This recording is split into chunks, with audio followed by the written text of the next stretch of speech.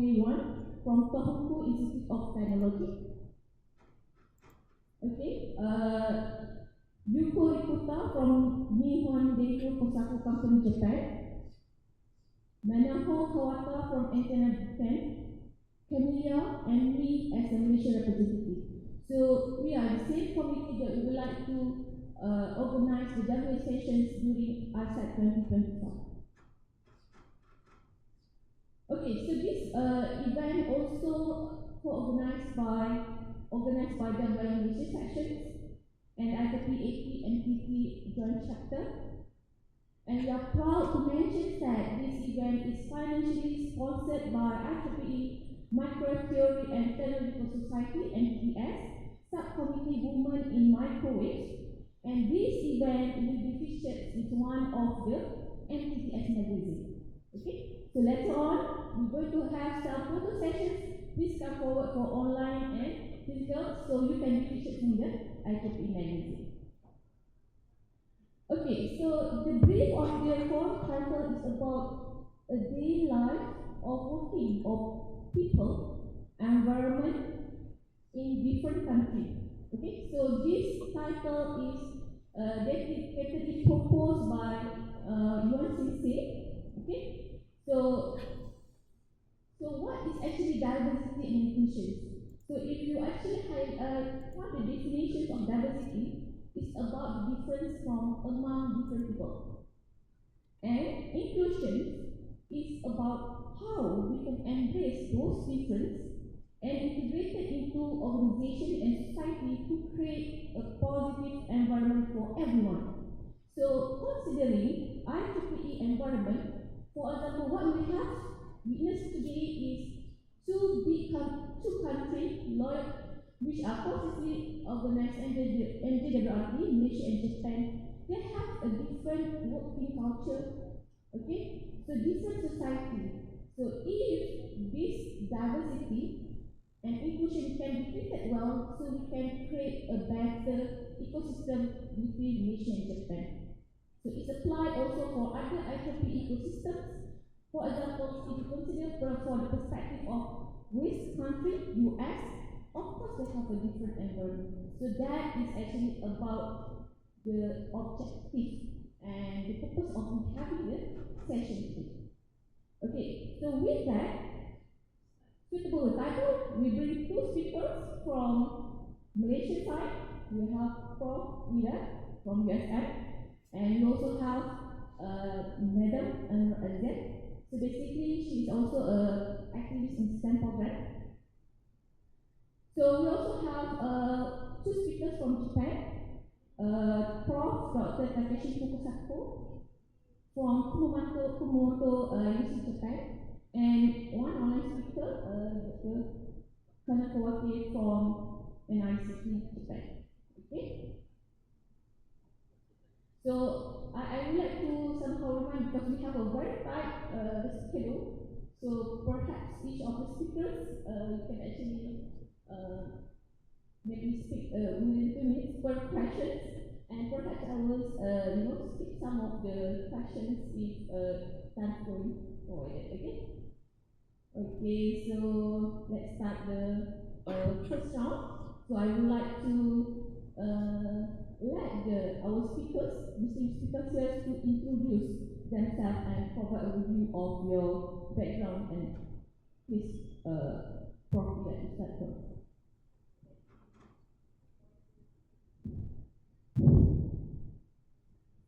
Assalamualaikum and good afternoon, everyone. Thank you for the organizer for the session. I think it is very interesting to see that many men are here actually to listen. Let's give a kind of applause to the men here that are actually supporting the women.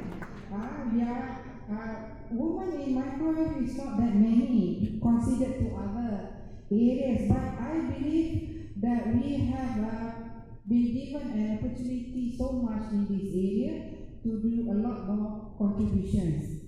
I would like to say, just change, because the question is on my experience before that, I would like to explain that many others are much better than myself here, and I'm sure today I just sharing among the peers. I have spent about 25 years, still new lah, I would say, in microwave area. So it's about 25 years involvement in the professional area. And I was in UK for 7 years to complete my degree and PhD there. Then I came back to Malaysia to contribute in this area. Previously, originally I am an antenna woman lah, I would say, an antenna person. But then back to Malaysia, I evolved a lot more on the system development.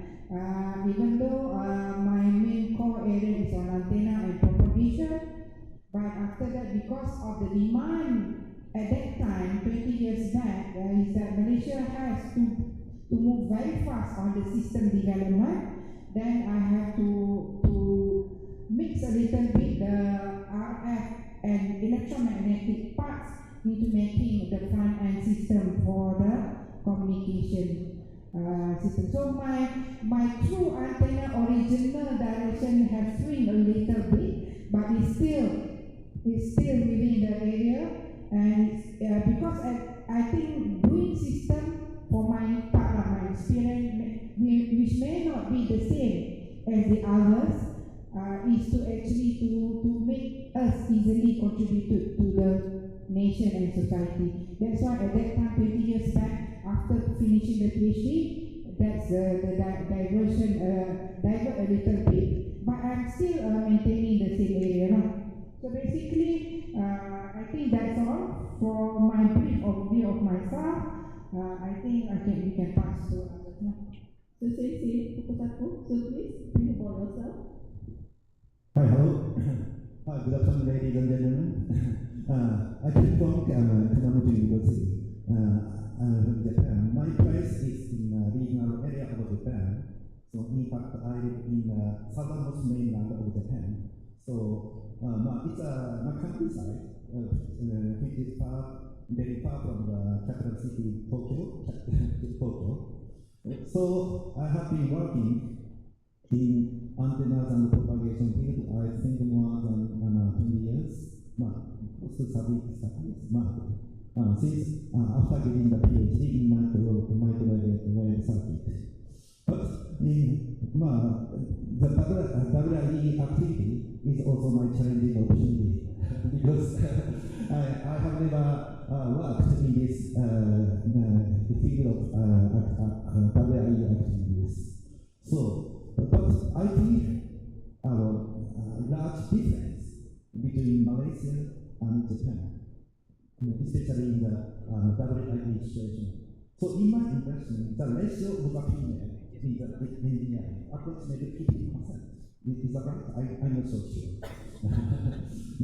Could be the number of females more could be larger than the men, depending on the field.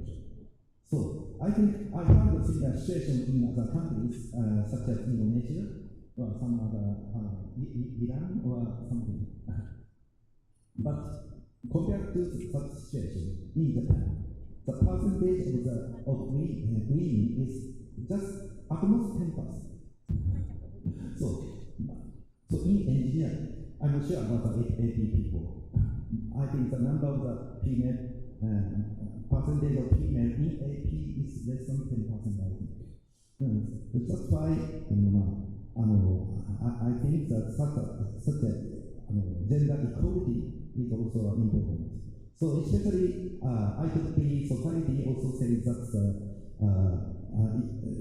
gender equality is the next important issue. So that's why I'd like to discuss about the issue. So in my university, Kumamoto University, we are just starting a new system to hiring faculty members. So in fact, in my department, computer science and electrical engineering, so we have 40 faculty members in our department, but also we have 4 female faculty members. one professor, one associate professor, two assistant professors. And also, the number of the female faculty members, the enhancing the number of female faculty members is also encouraged by the government also. That's why in my university, we are just starting a new system. In the system, for available positions, only women can apply the available position for the first 1 month. And then if there is no sufficient applicants, we can, both men and women can apply. Yeah. So using such systems, we are trying to encourage the number of female faculty members. So because we can expect some effect of the gender equalities, such as diversities, or new culture, like that. So through this opportunity, hopefully, if the percentage of the female and men is balanced, probably we may find a new culture. Okay. Well, I hope so. A lot. Perhaps I let Madam NoorAzian to introduce about herself. Good afternoon and Assalamualaikum to all. Thank you so much for inviting me to be part of this discussion this afternoon.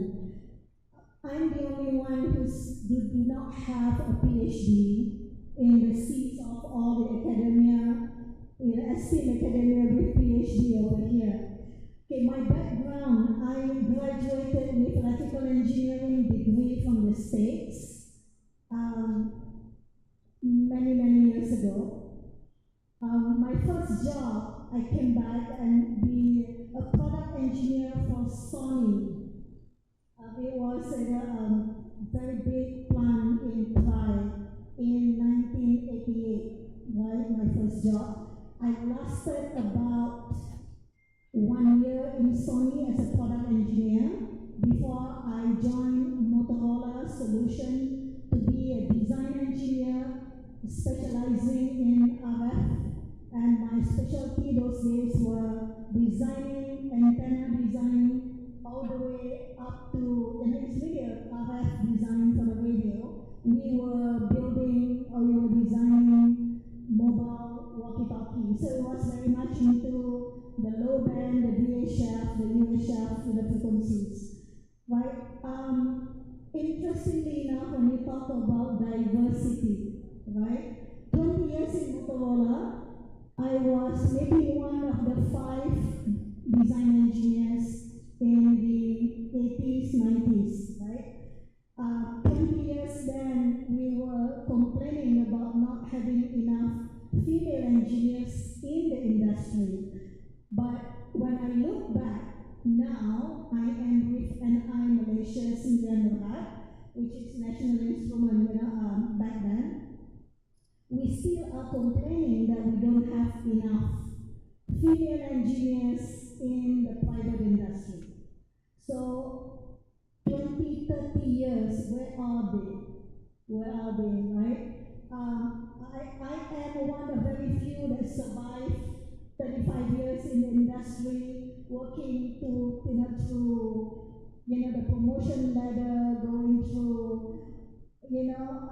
all of the gender biases, everything that we want to talk about later, and still here to be talking to all of you. So it's interesting for today's discussion to talk about the challenges that we're having in the DEI, very much similar to 35 years ago.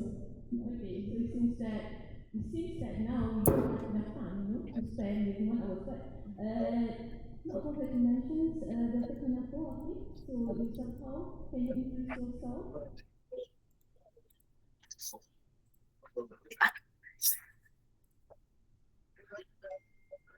Can you hear me now? I think your mind. So I will do self-introduction. myself. My name is Kanako. Sorry for today, I can't attend at the real time. I'm working at National Institute of Information and Communication Technology, NICT, Japan. My research field is exposure assessment regarding biological effect of electromagnetic fields. As you know, radio waves are used in many fields, and its environment is changing rapidly.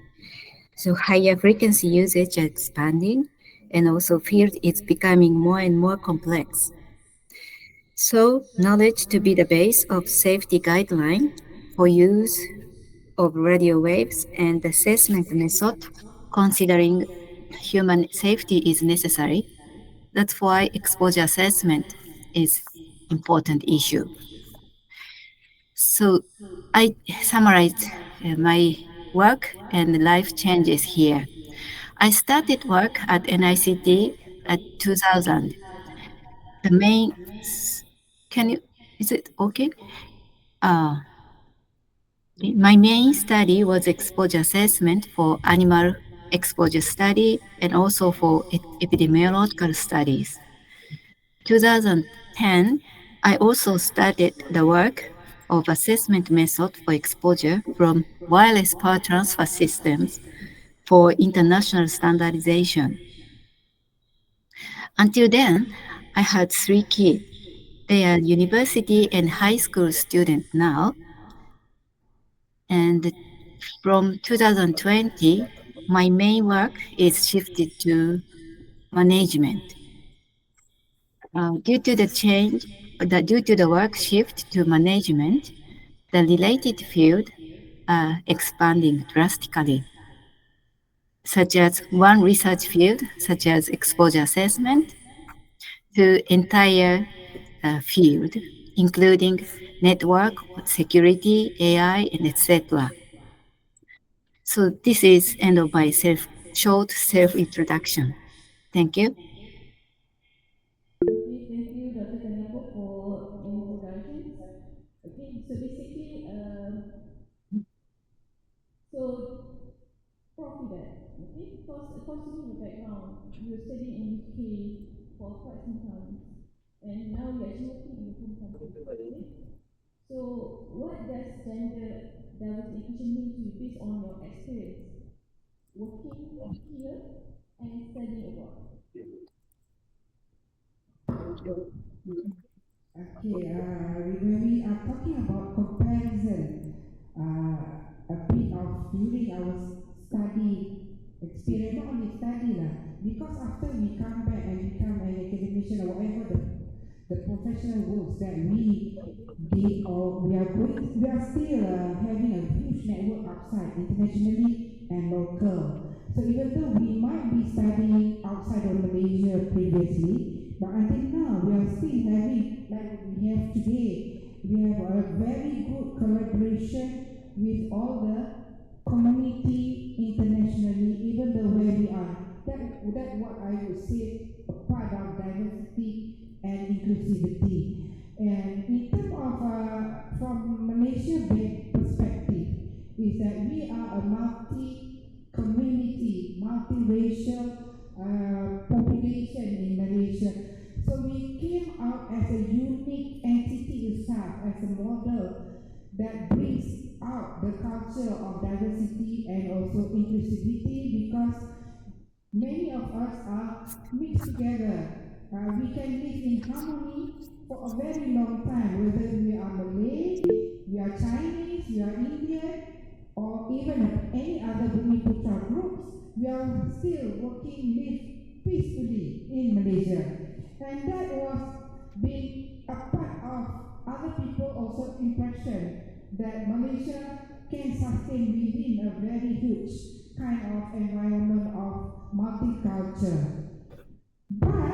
But even though we are multicultural, of course it came with many festivities, many celebrations. Malaysia, we have a lot of celebrations due to a lot of holiday. We are the third highest public holiday in the world. So that's our nature. We have to understand that inclusivity might also be considered by the traditional heritage that where we are now. That's evolved where the culture and the lifestyle that brings not only the Malaysian in terms of inclusivity might be factorized by, might be influenced mostly by traditional and modern growth of society. But compared to UK when I was there, and also other countries that we have done a lot of projects internationally, the policy, the gender inclusivity are more structured, I believe, because they are more advanced in terms of the policy, in terms of the openness and the where it was being structured into their everyday life routine. It seems to be more freedom there, more compared to us, which is culturally connected and traditionally more connected. So I think that's the two aspects that contribute to the lifestyle, whether we are outside Malaysia or inside Malaysia. I think that's the main thing. And another one is about the work-life balance. In Malaysia, the women still do daily routine as a part of society, as a mother, as a worker, as a wife. And I think one of the interesting part is that men tend to get impressed with the capability of the women in Malaysia. When I was in UK, one of the feedback from my lecturer there was that most women, in fact, in United Kingdom at that time also, were heavily concentrated on the profession as a social worker, as a social professional. There are less number, in fact, proportion of women in engineering at that time. And I was told by my supervisor, when I was in my class, for example, only the Malay women are the only women representing other country in my university at that time. And so it was 25 years back. So imagine that culture, I think, still not changed so much here. Not making any difference until now. And I believe one of the things is that in terms of academic and professional also, we need more professor as a woman. I think more opportunities should be open to women. If we fulfill the requirement, then we should go and move higher than what we are now. Because I think the priority is whether, regardless whether we are men or woman, is about how we contribute. How we contribute back to the society and also the community. Regardless whether you are a man, you are a woman, I think that's the most important thing. And become a good example. By being a good example to the others. I think that's the main difference in Malaysia and other outside of the country. Like I said, again, I emphasize that Malaysia may be lacking in terms of structural development of the policy, and also closing the gap between genders. We might have a lot of room to do improvement compared to other countries. They have very well tabulated, structured way of gender bias and also gender inclusivity. And in fact, one more thing I would like to highlight also, we are not left behind in terms of technology and digitalization. That's one big, I think, among the countries is that we still need to move fast in Malaysia. In terms of technology and digitalization, compared to other countries, we have to move very fast. In terms of GDP right now, we have not reached, even during COVID time, we are reaching only 80% of digital economy in Malaysia. But then I think the other countries already move quite fast.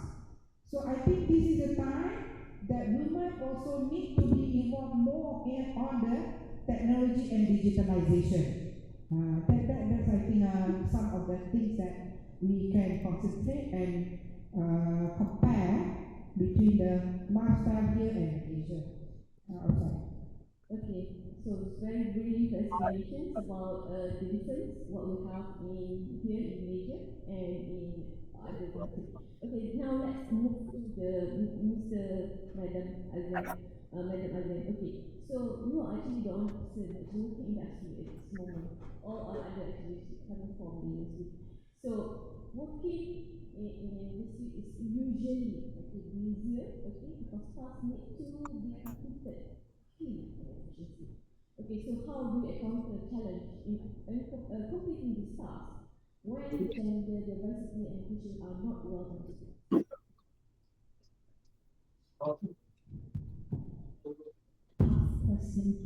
Tough question. Can I rephrase the question? You are asking about how does women in the industry, especially in the technical field, manage the challenge between balancing work and life. Right? Is that roughly what your question is? Yes, and if that somehow understanding on diversity and inclusion are not well understood, maybe the working environment. Okay, so you make that well. Thank you. Balancing work and personal life. I want to echo what Dr. Widad said just now. There is no such thing as balancing. Right? What we're all doing, as a woman who are very good at multitasking, we are managing. We are managing our life very well. We are managing the task and the job that is being given to us actually very well, right? And we take it with a lot of pride. I would want to say that, right? Because it is for all the women here, right? But from my experience, it's really about you, right? But what Prof said about you also, Doctor, it's about what you want. If you want to be successful, you work for it.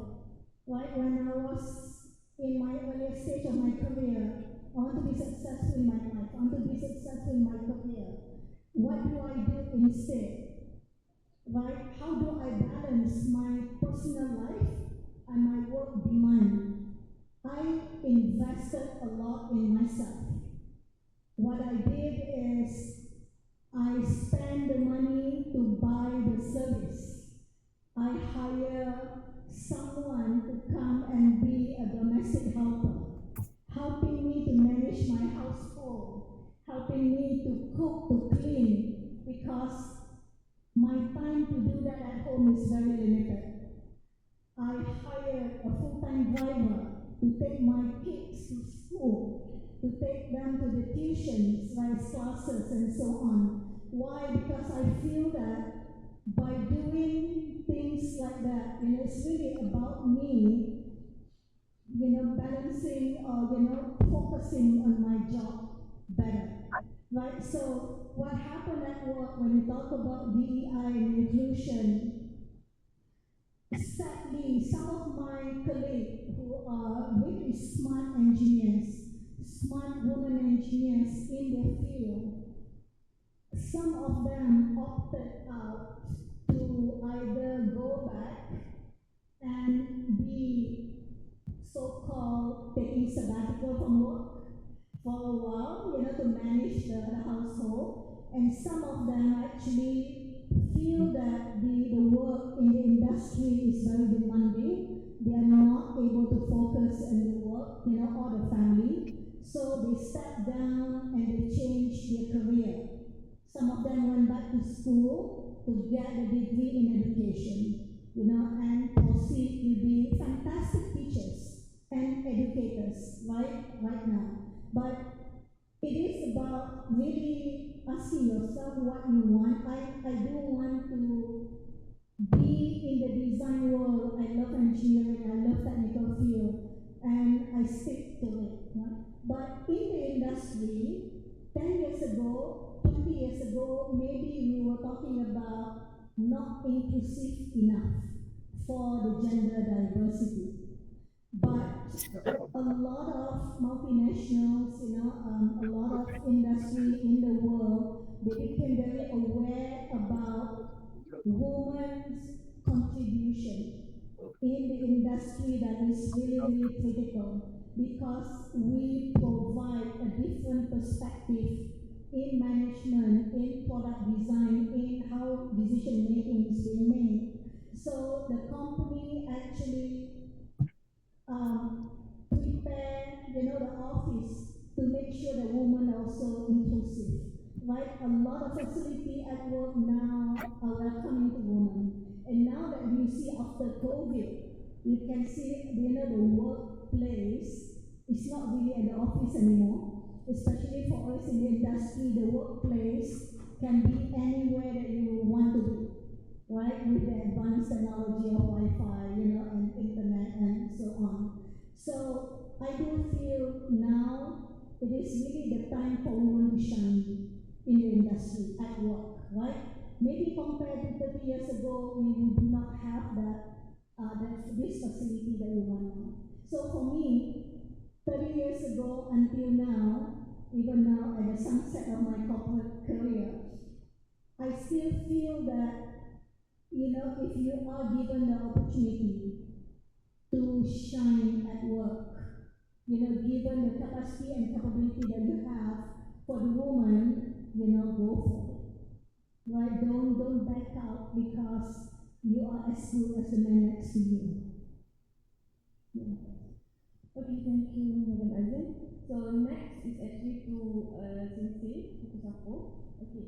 So basically, this question, perhaps this question is not about advice, but it's actually a good way to show that how diversity inclusion work in a dual gender workplace. Gender workplace. Okay. Okay. What are the unique challenges and advantages of working with women in your profession in Japan in the perspective as a woman? Very tough question. Very difficult question. It's very hard to answer it. Especially, I'm working in the faculty of engineering and also department of computer science and electrical engineering. So especially the number of female is not so much, and therefore. No, sorry, it's very I never, so in fact, I never considered that deeply. But anyway, I sometimes work with female professors and workers, and sometimes in my laboratory, I have had several female students. But in the case of students, there is no problem. But some professor has little children. In this case, they have to go home at a very earlier time at the time. In that case, I can help her. Therefore, especially understanding the female situation. Of course, we have to understand men also, other workers also. Therefore, understanding is very important. And if some female have difficulties, we should be cooperative with them. So it's very tough. Tough question. It's okay, you answered it well. So if does anyone have a good solution, ask me, answer, tell me. Okay, I think we have left diversity, but I would like to throw one final question to Dr. Kanako. Okay, so perhaps you can give your advice to young women who actually entering your microwave engineering field today. Any advice to the young woman? Can you listen to our questions? Perhaps somebody can start. Is there any advice to give to young women who wish to enter the women engineering field?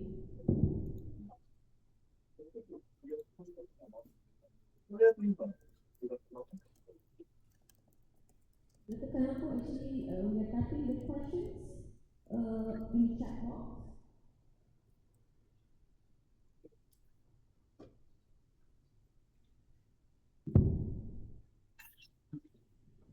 You mean that, sorry.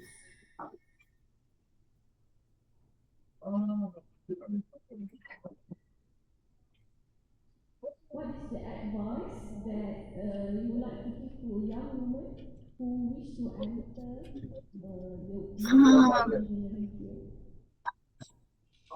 If from my comment, if you find any field you can interested in, please continue to work research, because situation will changes with the life, but if you continue working, maybe you can have some opportunity to do. Okay. So no worry, Dr. Kanako, your answer can be clearly here in the physical Zoom, but we are sorry if what we are talking in the hall cannot be heard clearly by online participants.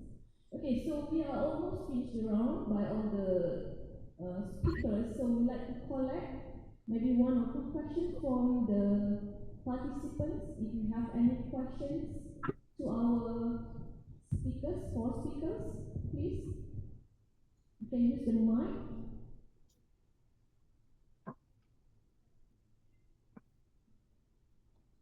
Anyone?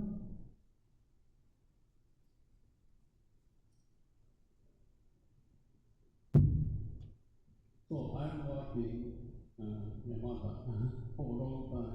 So many times this conference joined from Japanese ladies. So generally speaking, they admire the situation of Malaysian ladies. You are more independently working. And at the university teachers, there are no social restriction and not so much stress compared to Japan. So Japanese ladies every time complain they have some social restriction. Maybe they may expect husband, gentleman. Fundamentally, they are considering that is social, traditional custom. So maybe Malaysia is not now very young country. So that very bad traditional group is not in this. So you can work, feel free to work.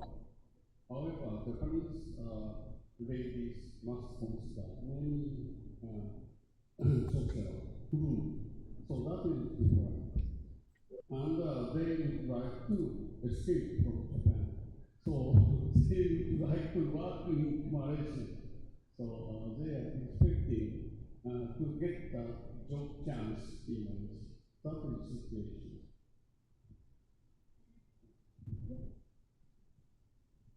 Thank you for the question. Can I take it answer from the industry point of view? Yeah. Malaysian woman is also depending on our ethnicity. We are, so diverse. You have seen that, right? Depending on ethnicity, we do have the social norm as of the expectations of the society, expectation of our parents, expectation at home, right? And how how we should be socially connected, right? But when it comes to work, right, that I experience in the industry, in the private company, we do, have very high regards to each other, so we respect each other. So that is first. When it comes to you need to do to attend a social event after work because you are expected to show up. For example, tonight there is a dinner hosted by Malaysian Semiconductor Industry Association at G Hotel. I am one of the leadership team for NI. I am expected to show up, show my face, and networking with the industry people. And I will go because it is part of my job. I see it, right? But my spouse, my husband, do not have an issue because this is my job, right? So this has been established quite as a norm, as long as the behavior and how we conduct ourselves in public, right, is with respect. So it should not be issues in that. So my experience in the industry. Wahab, Dr. Widad. Yeah, I think because one of the aspects that makes more women in Malaysia go towards engineering is because of we are starting to be a developed country. From a very young country, like you said just now, we are trying to be a developed and we have a plan to reach development, and we are growing in that way.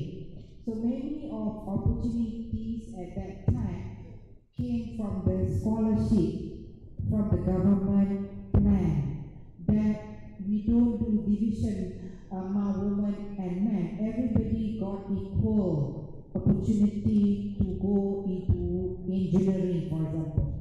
So that's more, and in fact, right now, in most of the public university in Malaysia, we are reaching more than 60% women as a whole, regardless of the courses that are being offered. And in fact, medical, a lot of women are joining medical now.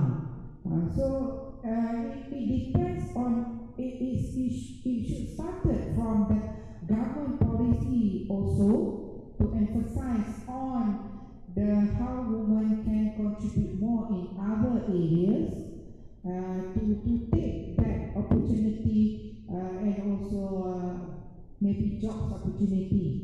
That's one thing that I would say. It has to be from the management of the government also take part into promoting more women. And in fact, in terms of leadership, I would say we are growing, but it's not that fast. Leadership position by women also an important, not only on engineering, I would say in any aspect is about leadership, because I give a scenario like electromagnetic line. Electromagnetic happen mostly by pair, plus and negative, north and south poles. We cannot exist with one pole, it's difficult. So we complement each other actually. So east and west we have many of, and we know that positive and positive will get repulsion, right? So I think it's not an environment that we can say we cannot live without a pair. So many things in our world work by pairing. So I think in terms of leadership, we need more inclusivity. In fact, Malaysia has targeted about 30% leaders position should be filled by women. Why is that? Because some women, they have the soft or empathy level of different compared to men. So it should be balancing, it should be complement. I would say. What we care about, because the future is about looking on care management, welfare, what we call the future business is about caring. So in fact, if you look at digital advancement, it is about lifestyle, social and care. So that's where we need to emphasize, and the biggest customer right now in most of the digital economy are women. So you know you have to target, if you are working in business, in fact we economists also working in business, we have to target, our target segment is our women. Women are the ones that spend most online purchase compared to men. So that's what are the things that turning our future businesses and operations in the future. So more women tend to take part compared to last time. So I hope men also will take part and allow more freedom to women to be close to bridging the gap. Yeah. Thank you. Thank you. Very long explanations and well satisfied. Okay, we have to entertain can I continue a little bit? Can I continue? Can we entertain one last question from online? Is it? I think there's a question from the chat box. You can someone that wants to say after this, okay? Okay, so there's one question from Cikgu Afifa. How do you convince women to be able to do the same work as men, where there is always discriminations in the industry that feel women are too emotional and take long leave when giving birth? So that is natural, right? So perhaps I offer to everybody. Oh, wow. Thank you for the question. I feel that, this question is not taking us progressively forward, but it's really taking us backward, yeah? Okay, how do you convince women to join the industry more while the stereotyping and the bias about women, when they give birth, you have to take 90 days off, maternity leave, or the woman is being emotional at work, right? I would definitely, rebut the emotion part. Me as a woman engineer in the industry, and has been, managing a group of, more than 100 people, mostly men. Men are also as emotional as women. It's just that how they show it differently, right? So the maturity of every one of us is slightly different, and how we conduct ourselves in front of others are also slightly different. But the society, because of the stereotyping and bias, it is for the society to say that, it is okay for men sometimes to show their emotion, and they are being called, aggressive. They are being called, all of these words show that they are showing their leadership traits. But the woman, once you become persistent, when you become, all of this, the same behavior as a man, we are typically being called emotional, right? Which is, for me, that's not the right labeling that we should be giving to the woman anymore, right? So just to be more politically correct over here, I think those, for me, obsoleted terms that we are using to label the woman should not be used anymore, right? Because from an emotion point of view, everybody has the same emotion. So when it comes to the second question, why do I hire women when they have to go on, maternity leave to have children. So the men should not even question this. The only people, the only human being that can generate the next generation of workers, the next generation of leaders in the future are women. Only women can give birth, right? I mean, I salute women for taking, this big burden to actually do this for the benefit of building the nation. You should be looking at a woman here instead of taking 30 days or 90 days of maternity leave. It's about them staying home, nurturing future leaders for the country, nurturing future generation of your generation, for example, right? So nothing is wrong with it. In fact, every government right now in the country wants more population, more people, because the birth rate at every country now has declined so much. How are we going to support the nation if the women are not giving birth to the next generation, right? So the industry understands this very well. Industry supports the woman goes on 3 months maternity leave, right? The woman can work from home when they are well.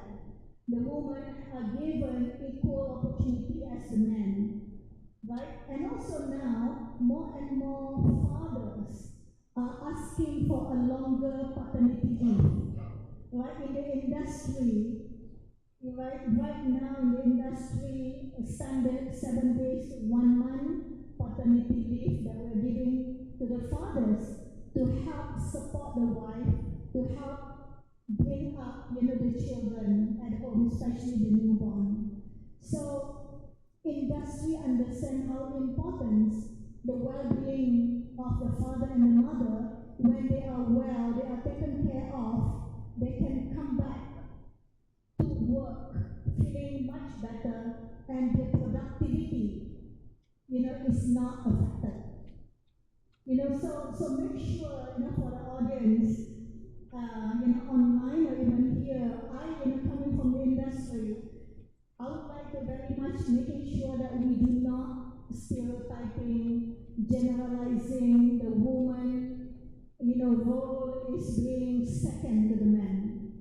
Right? In fact, we actually are doing a lot more, that sometimes we forgot and we take it for granted. Thank you. Okay. We actually running out of time, so I think I should wrap the overall what we have been discussing today. So such a very short one. So in the perspective of Malaysia and Japan, understanding of diversity and inclusion, especially for women, is very crucial for innovations and creating supportive workplace and nurturing future talents, for our nations. And both countries are working, to improve gender representative and leadership in the field. So this will help to make engineering more effective and impactful in tackling our current society. So I think that's supposed to wrap up our session today. A very big thank you to all 4 speakers. Please give them a very big applause.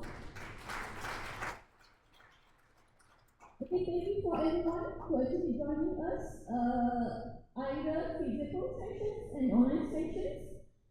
So we hope that these information, will help for your future career growth, especially for the young one.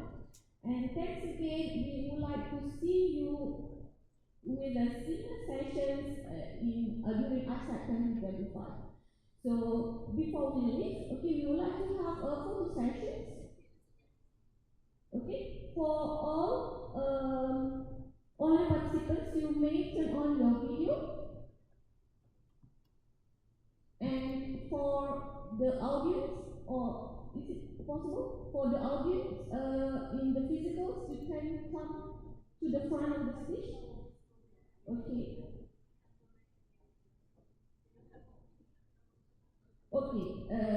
So meaning that the secretary can you assist on the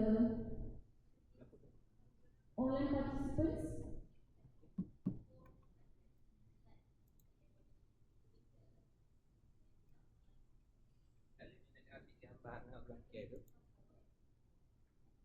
Okay, all the participants, please come forward and take a group photo.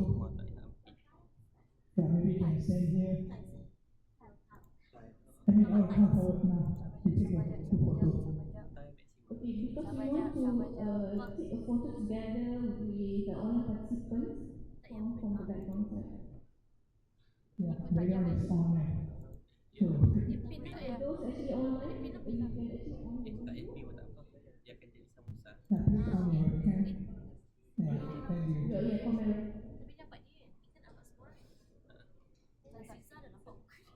Okay, all come forward.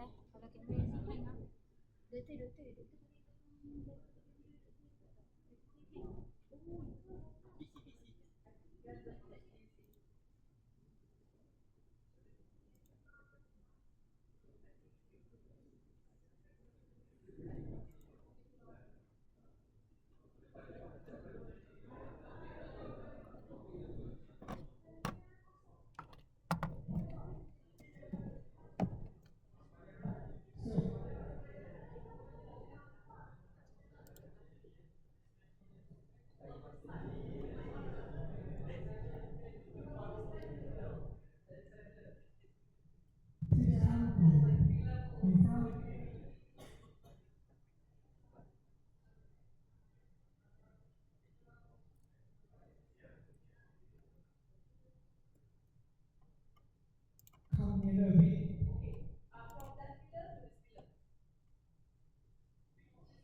Yeah, speak, make it narrow.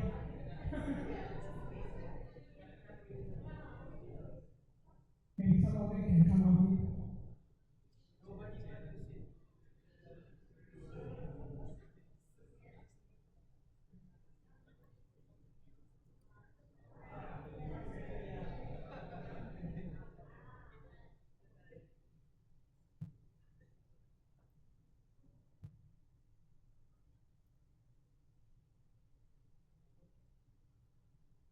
1, 2, 3.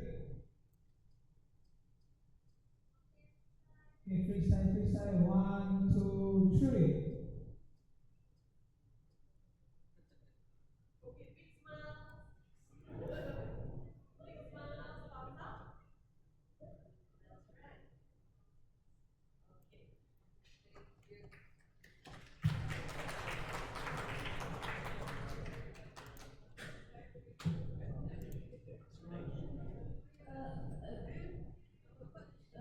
Speakers, because we would like to give a token of appreciation.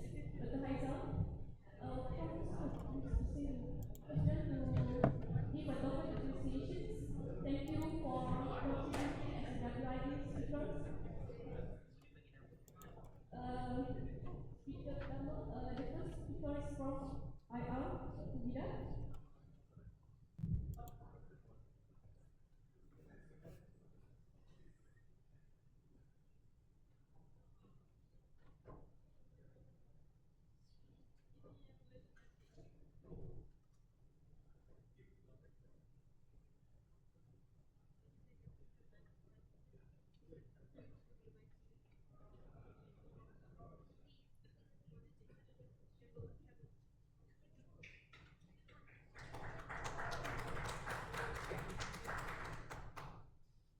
Second speaker, for Fukusako.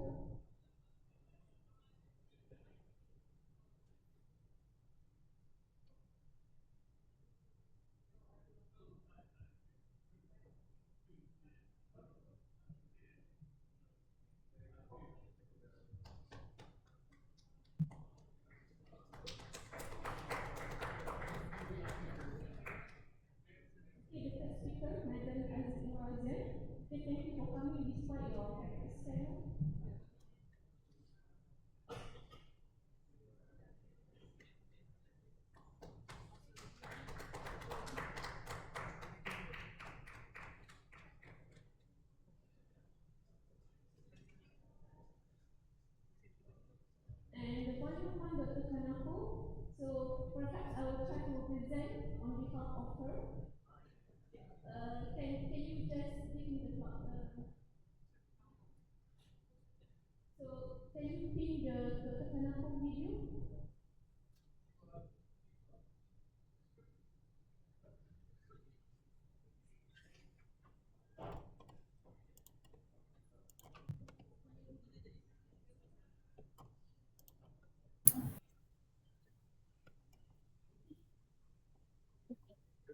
Thank you.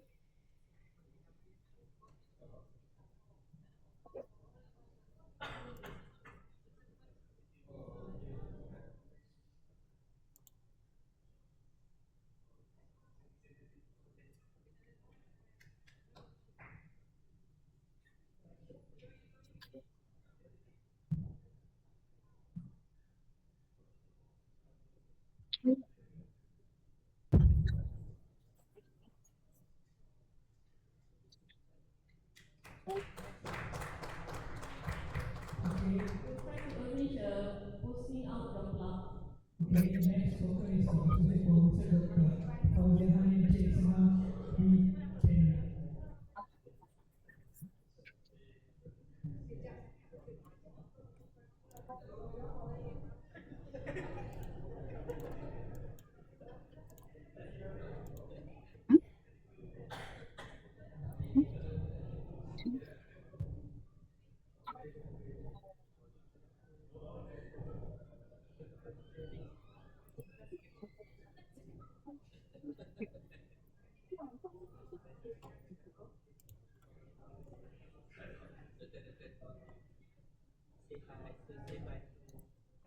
Okay, ladies and gentlemen, we will have a 15 minutes break for tea time.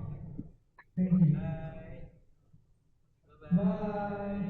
Bye-bye. Organize.